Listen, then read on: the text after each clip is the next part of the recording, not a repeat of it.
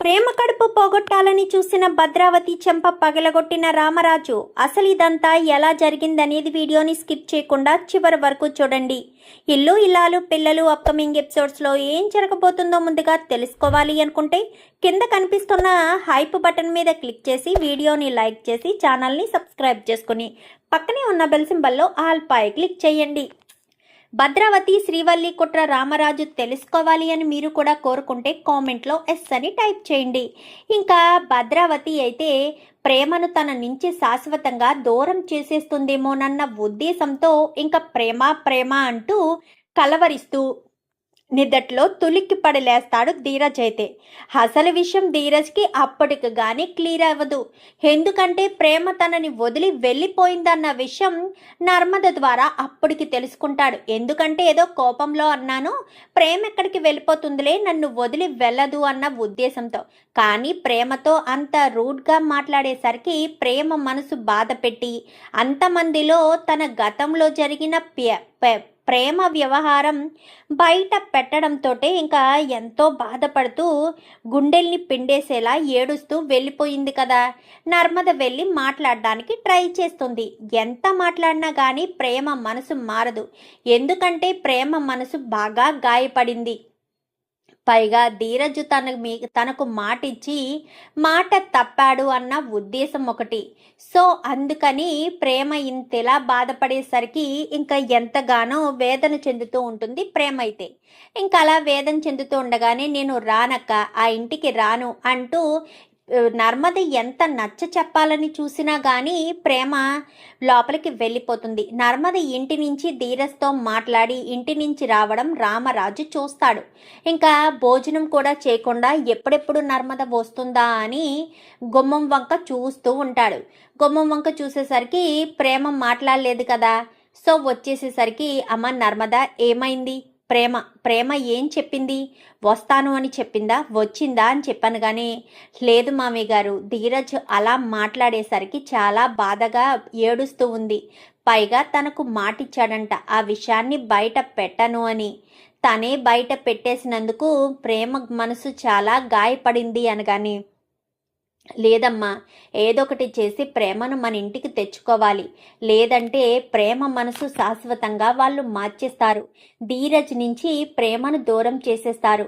వాళ్ళిద్దరికీ ఇష్టం లేకుండానే పెళ్లి జరుగుండొచ్చు, అది ఎవరైనా జరిపించుండొచ్చు.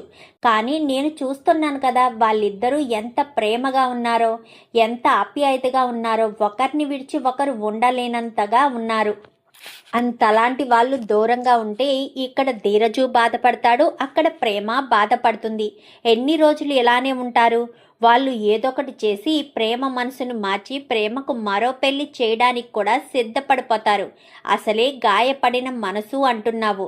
ఆ మనసు ఆ క్షణంలో ఎలాంటి నిర్ణయం తీసుకుంటుందో ఊహించలేము అని చెప్పనేసరికి మరి ఏం చేయాలి మామయ్య గారు, ప్రేమని ఎలా మార్చాలి అనగానే, ప్రేమతో మాట్లాడాలి అంటే ధీరజ్ మాత్రమే వెళ్ళి మాట్లాడాలి.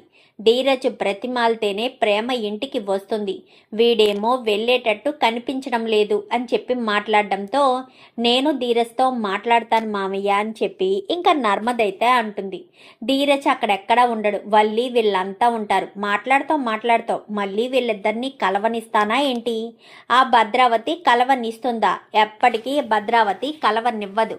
వీళ్ళిద్దరినీ శాశ్వతంగా విడదీయడం కోసమే భద్రావతి నేను ఇంత పెద్ద ప్లాన్ చేశాము అని ఇంకా ఇద్దరు కూడా వల్లి కాస్త తన మనసులో అనుకుంటుంది.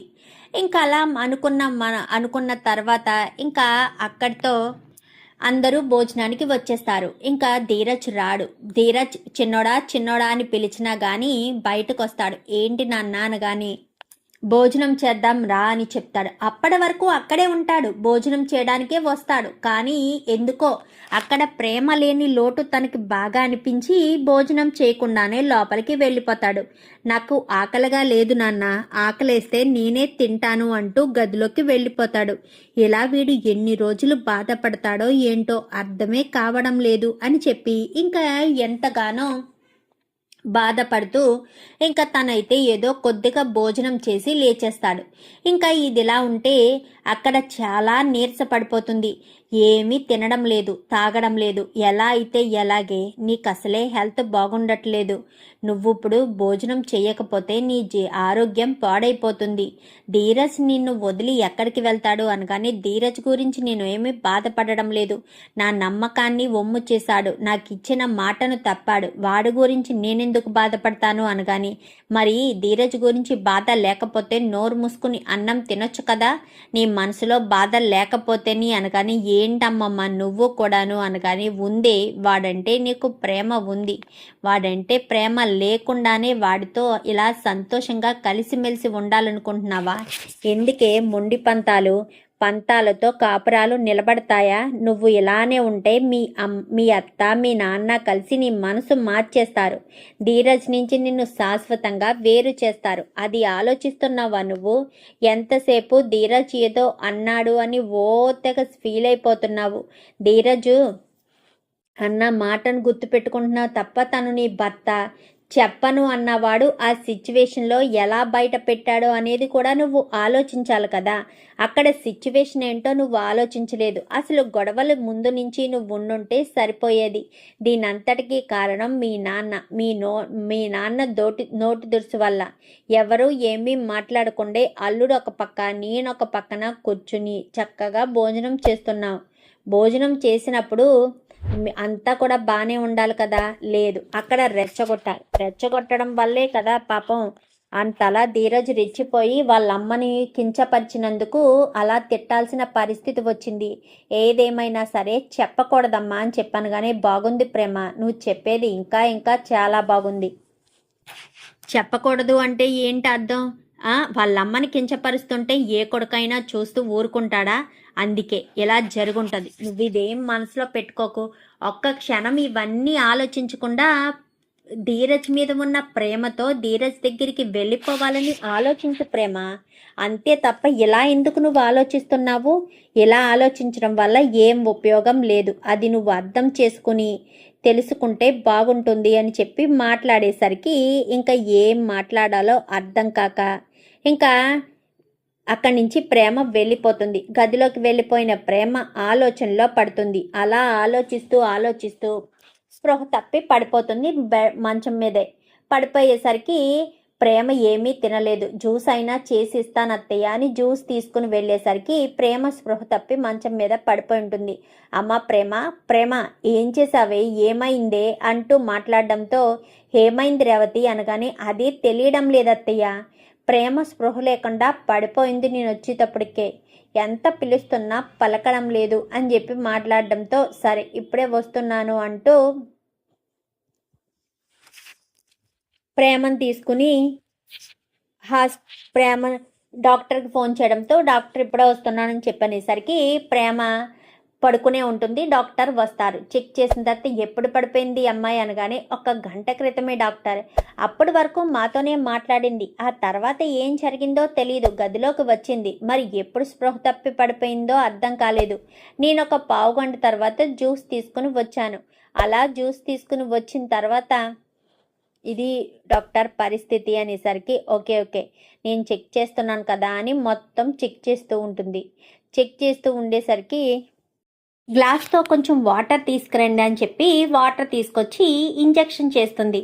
ఇంకా తనకి మొత్తం హార్ట్ బీట్ అంతా కూడా చెయ్యి చెక్ చేసిన తర్వాత, నీకు ఎప్పుడొచ్చి ఈలోపు ఇంజెక్షన్ చేసింది కదా, ఒక 10 నిమిషాలు చూసేసరికి స్పృహలోకి వస్తుంది. నీకు లాస్ట్ ఎప్పుడమ్మా అనగానే, పలానా డేటు అనేసరికి, అవునా కంగ్రాచులేషన్స్ అమ్మా, నువ్వు తల్లివి కాబోతున్నావని చెప్పాను. కానీ ఒక్కసారిగా గుండెల్లో రాయి పడినట్టు అవుతుంది భద్రావతికి, సేనాపతికైతే. ఏంటి డాక్టర్ ఏమంటున్నారు అనగాని, అవును నువ్వు తల్లివి కాబోతున్నావమ్మా అని చెప్పాను. కానీ ఆ రోజు ప్రేమ ధీరజు కలిసి బయటికి వెళ్ళారు కదా కార్లో. సో అక్కడ అది జ్ఞాపకం తెచ్చుకుంటుంది. వాళ్ళిద్దరూ అక్కడే మీట్ అవుతారు. సో అది గుర్తు తెచ్చుకుని ఇంకా తన కడుపు చూసుకొని నిజమా డాక్టర్ అని చెప్పాను, కానీ అవును అనేసరికి ఇంకా బయటికి వచ్చిన తర్వాత ఏంటి డాక్టర్ తను నిజంగా కడుపుతో ఉందా అనగానే అబద్ధం చెప్పాల్సిన అవసరం నాకేముంది భద్రావతి గారు అని చెప్పాను, కానీ తన కడుపు ఉండకూడదు అని చెప్పి ఇంకా డాక్టర్తో భద్రావతి మాట్లాడుతుంటుంది. ఏ భద్ర అంటూ గట్టిగా పిలుస్తుంది భద్రావతి వాళ్ళ అమ్మ అయితే. డాక్టర్ మీరు వెళ్ళండి అని చెప్పి ఇంకా అక్కడి నుంచి కాస్త పంపించేస్తుంది. నువ్వేం మాట్లాడుతున్నావో ఏం చేస్తున్నావో నీకేమన్నా తెలుస్తుందా భద్ర అని చెప్పాను, కానీ ఏంటమ్మా ఏమంటున్నావు? అది మళ్ళీ ఆ ఇంట్లో అడుగు పెడుతుంది అనుకుంటున్నావా? వాడితో కాపురం చేస్తుంది అనుకుంటున్నావా? వాడి బిడ్డను తన కడుపులో మొయ్యడానికి అని చెప్పాను, కానీ ఏంటి భద్ర పిచ్చా నీకు? వాడితో వెళ్ళకపోతే నీ ఇంట్లో ఉంటుందనుకుంటున్నావా? కడుపు తీయించేస్తానమ్మా, దానికి కడుపు తీయించేసి దాని మనసు మార్చి మరొకడికిచ్చి మా స్థాయికి తగ్గ వాడిని తీసుకొచ్చి పెళ్లి చేస్తాము అని చెప్పి భద్రావతి సేనాపతి ఇద్దరు మాట్లాడేసరికి చెంప పగలగొడుతుంది. పిచ్చి పిచ్చి వేషాలు వేస్తే ఊరుకోను. అమ్మతనం అంటే ఈజీ అనుకుంటున్నావా? నీకేం తెలిసే? పెళ్లి పటాకులు లేని దానివి నువ్వు. అమ్మతనం గురించి నీకేం తెలుసు? దాని వంక చూడు. తన భర్త మీద కోపం ఉన్నా తన కడుపులో ఉన్న బిడ్డను చూసుకుంటూ ఎంతలా మురిసిపోతుందో ఒక్కసారి అటు చూడవే, నీకే అర్థమవుతుంది అని చెప్పి మాట్లాడేసరికి ఇంకా నువ్వెన్ని చెప్పినా నేను దాని కడుపును మాత్రం ఉండనివ్వనమ్మా అని చెప్పి అక్కడి నుంచి కోపంగా వెళ్ళిపోతుంది.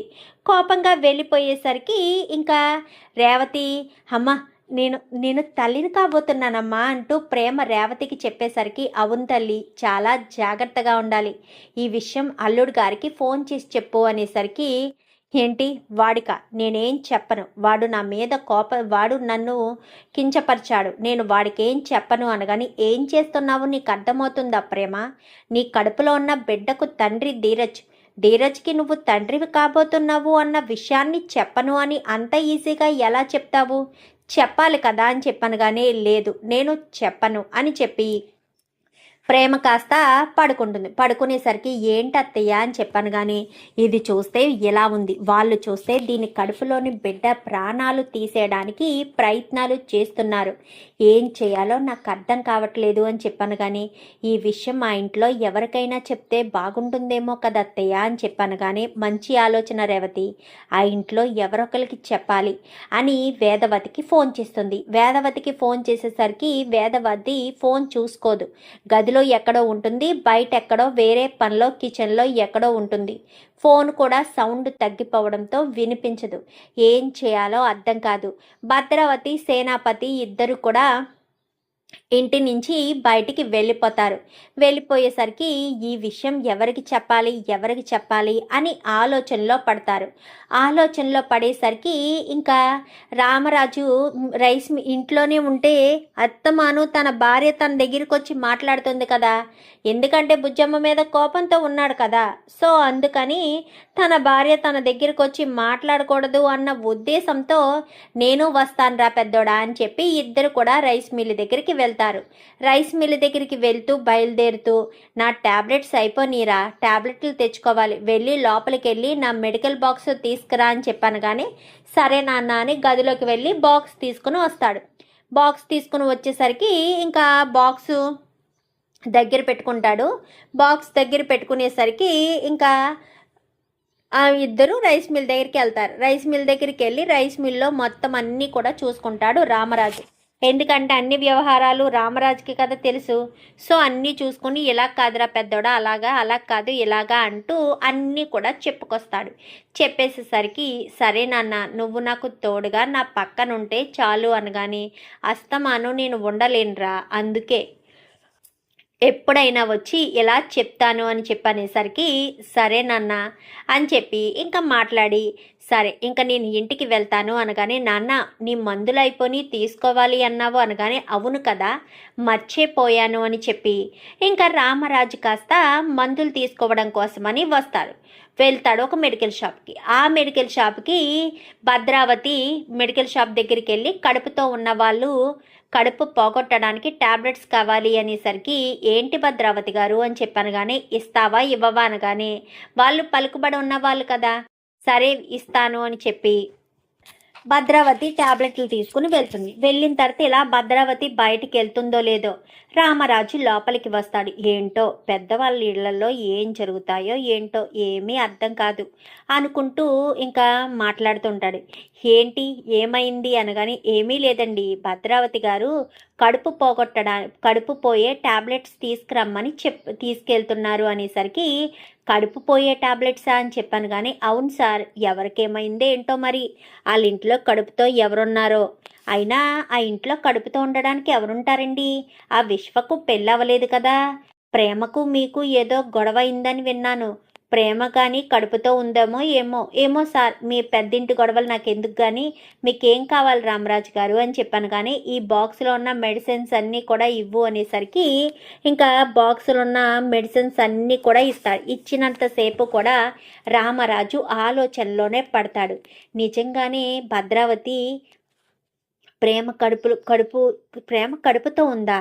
తన కడుపులోని బిడ్డను తీసేయడం కోసం ఇదంతా చేస్తున్నారా ఏంటి అని ఆలోచిస్తూ ఉండగానే ఇంకా ఏం చేయాలో అర్థం కాక విశ్వ ప్రేమ కడుపుతో ఉందన్న విషయం తెలుసుకుంటాడు.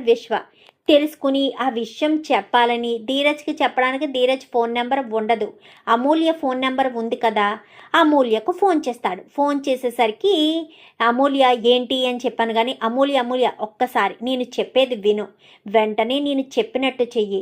నేను ఈ విషయం నీకు చెప్పానన్న విషయం నువ్వు చెప్పినా చెప్పకపోయినా పర్వాలేదు.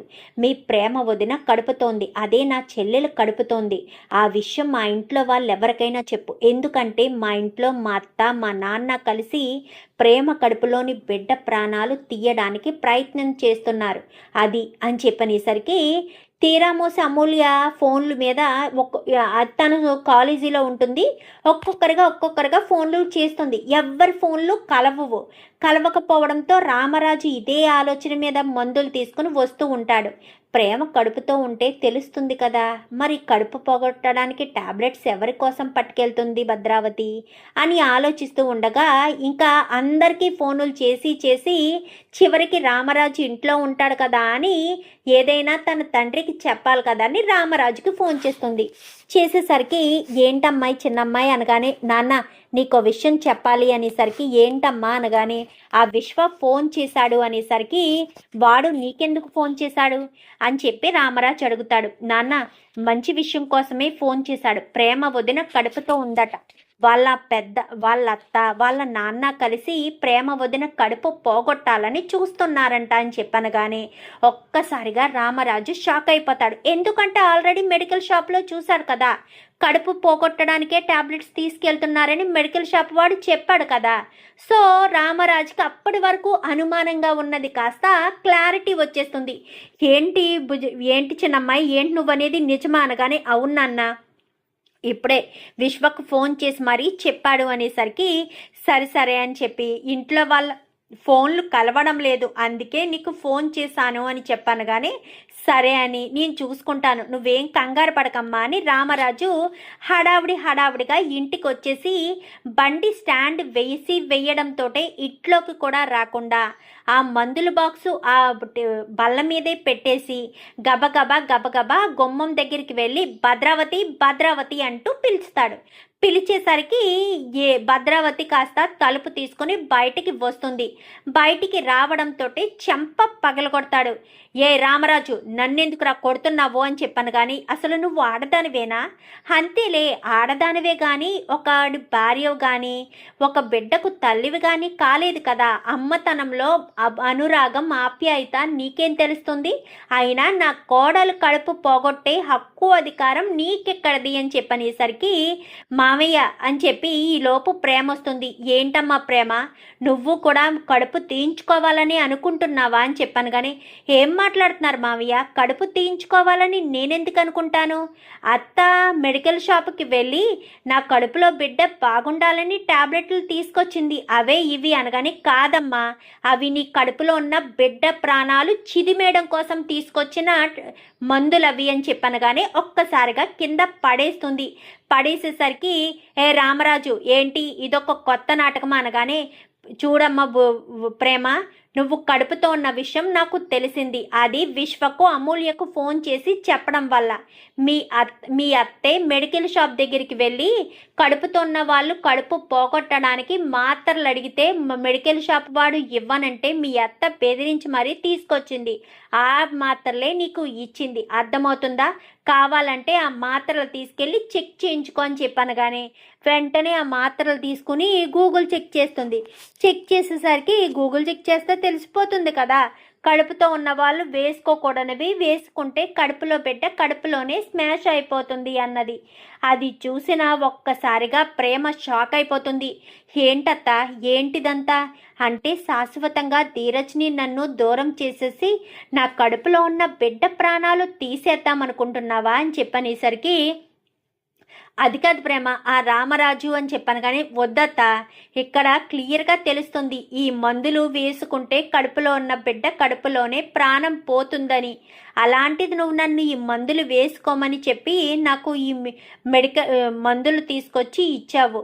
నేను పిచ్చిదానిలా నువ్వు చెప్పిందే నమ్మి వేసుకునేదాన్నే. మామయ్య రావడం కొంచెం ఆలస్యమైనా సరే ఆ ఒక టాబ్లెట్ నా కడుపులోకి వెళ్ళిపోయేది. అలా జరగకుండా మామయ్యే కాపాడారు అని చెప్పాను. కానీ చూడమ్మా ప్రేమ, అక్కడ ఏం జరిగిందో నీకు తెలీదు. కావాలని మీ అత్త మీ నాన్న కలిసి ఆవేశంలో వాణ్ణి రెచ్చగొట్టారు. వాళ్ళ అమ్మని కించపరుస్తూ మాట్లాడాడు. ఎవరైనా సరే తల్లిని కించపరుస్తూ మాట్లాడితే చూస్తూ ఊరుకుంటారా? పైగా ఆస్తి కోసం అంతస్తు కోసమే ధీరజ్ని మెడలో తాళి కట్టాడు అంటూ ఇంకా నిందల మీద నిందలు వేసుకుంటూ వచ్చారు.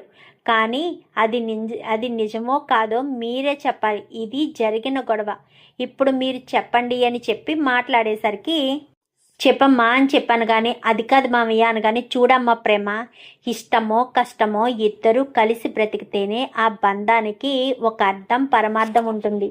ధీరజ్కి నువ్వంటే ఎంత ఇష్టమో ధీరజ్కి నీకు ధీరజ్ అన్న అంతే ఇష్టమన్న విషయం నాకు తెలుసు. నేను చూశాను కదా మీ ఇద్దరి మధ్య ప్రేమ ఆప్యాయత అన్నీ నేను చూశాను, అన్నీ నేను గమనించాను. మరి అలా గమనించిన నేను మీ ఇద్దరు విడిపోవాలని ఎందుకు అనుకుంటాను? బుజ్జమ్మ నాకు చెప్పలేదని బుజ్జమ్మ మీద కోప్పడ్డానే తప్ప ఆ చిన్నోడికి ఏం చెప్పానో తెలుసా? ఇష్టం ఉన్నా లేకపోయినా ఒక్కసారి పెళ్లి జరిగి ఒక ఆడపిల్ల మెడలో 3 ముళ్ళు వేస్తే అది పెళ్లి జరిగిపోయినట్టే అంటూ చెప్పాను. అదే అర్థం చేసుకో అమ్మా. నువ్వు నాతో పాటు ఇంటికి వస్తావా లేక ధీరజ్ అవసరం లేదని మీ అత్త చెప్పినట్టే మీ అత్త ఇచ్చిన మందులు వేసుకుని నీ కడుపులో ఉన్న ధీరజ్ బిడ్డని ప్రాణం తీస్తావో నీ ఇష్టం. చాయిస్ నీకే వదిలేస్తున్నాను. ఇప్పుడు నేను ఇంటికి వెళ్తున్నాను భోజనం చేయడం కోసం. నేను భోజనం దగ్గర కూర్చోవడానికి 1/2 గంట పడుతుంది. 1/2 గంటలో నువ్వు నాకు వచ్చి వడ్డిస్తావు అన్న ఆశతో డైనింగ్ టేబుల్ దగ్గర కూర్చుని ఉంటాను నీ కోసం ఎదురు చూస్తూ అంటూ ఇంకా అక్కడి నుంచి కాస్త రామరాజు వెళ్ళిపోతాడు. ఇంకా భద్రావతి అయితే, వద్దు ప్రేమ, ఆ ఇంట్లో మళ్ళీ నువ్వు అడుగు పెట్టొద్దు. నీకు విలువ లేని చోట నువ్వు అడుగు పెట్టడం వల్ల ఎలాంటి ఉపయోగం లేదు. వద్దు ప్రేమ, వెళ్ళొద్దు ప్రేమ అంటూ భద్రావతి ఇటు సేనాపతి ఎంతమంది ఏమంటున్నా కానీ ప్రేమ బెల్లం కొట్టిన రాయిలా అలా నిలబడిపోయి ఇంకా వెంటనే గబగబా లోపలికి వెళ్ళి తన ఫోన్ని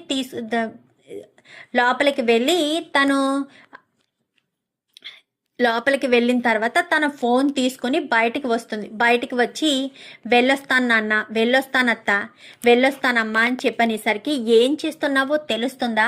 ఒక్కసారి మళ్ళీ ఆ ఇంట్లో అడుగు పెడితే బానిసలా బ్రతకాల్సిందే. వెళ్ళొస్తానత్త, మా మామయ్య గారు నా కోసం ఎదురు చూస్తున్నారు. నేను వెళ్ళి ఆయనకి అన్నం వడ్డించాలి. నేను వెళ్తేనే గాని ఆయన అన్నం తినను అని చెప్పారు కదా, నేను వెళ్ళి వడ్డిస్తాను, నన్ను ఇబ్బంది పెట్టకత్తా అని చెప్పి ఇంకా ప్రేమకు ఎంత చెప్తున్నా వినిపించుకోకుండానే రామరాజు కోసం ఆ ఇంట్లో అడుగు పెట్టడంతోటే రామ్మ ఆకలి వేస్తుంది. ఒరే చిన్నోడా, భోజనం చేద్దాం రా అనగానే, రా ప్రేమ వడ్డించమ్మా అని చెప్పనేసరికి, అదేంటి నాన్న ప్రేమని వడ్డించమంటున్నాడేంటి, ప్రేమ ఆ ఇంట్లో ఉంది కదా అనుకుంటూనే బయటికి వచ్చేసరికి డైనింగ్ టేబుల్ దగ్గర ప్రేమ వడ్డిస్తూ ఉంటుంది. అది చూసిన ధీరజ్కి చాలా సంతోషం అనిపిస్తుంది. అమ్మా నర్మదా, స్వీట్ చెయ్యమ్మా, ఎందుకంటే ప్రేమ కడుపుతో ఉంది కదా, మనమంతా స్వీటు తిని సంతోషంగా ఉందామనగాని, ఏంటి మామయ్య ఏంటి మీరు అనేది అనగానే, అవును ప్రేమ కడుపుతో ఉంది, ధీరజ్ తండ్రి కాబోతున్నాడు అని చెప్పనేసరికి ఒక్కసారిగా ధీరజ్కి ఆనందానికి అవధులు ఉండవు. ప్రేమ దగ్గరికి వచ్చి నిజమా ప్రేమ అని చెప్పనగానే ప్రేమ ఏమీ మాట్లాడదు. ఏంటి నా మీద కోపమా, కోపం పోవాలంటే ఏం చేయాలి చెప్పు, ఏం చేయాలి అంటూ మాట్లాడడంతో ఇంకా ఏం మాట్లాడకుండా ఉండడంతో ఇంకా ప్రేమని ఎత్తుకుని గిరగిరా తిప్పుతాడు. వదులు ధీరజ్, నా కళ్ళు తిరుగుతున్నాయి, వదులు ధీరజ్ అనగానే, నువ్వు నన్ను క్షమించాను అని చెప్పేంత వరకు కూడా నేను నిన్ను వదలను దించను అని చెప్పి ధీరజ్ కాస్త చెప్తాడు. ఇంకా అంతా కూడా చూసి సంతోషపడతారు. వల్లి మాత్రం ఇప్పుడు ప్రేమ కడుపుతో ఉందా అని ఈ షాక్ అయిపోవడంతో పాటు ఇంటికి వచ్చేసినందుకు మరొకింత షాక్ అవుతూ ఇంకా ఆశ్చర్యపోతూ ఉంటుంది. చూద్దాం మరి రాబోయే ఎపిసోడ్స్లో ఇలాగే జరగాలని మీరు కూడా కోరుకుంటే కామెంట్లో ఎస్ అని టైప్ చేయండి. Thank you for watching.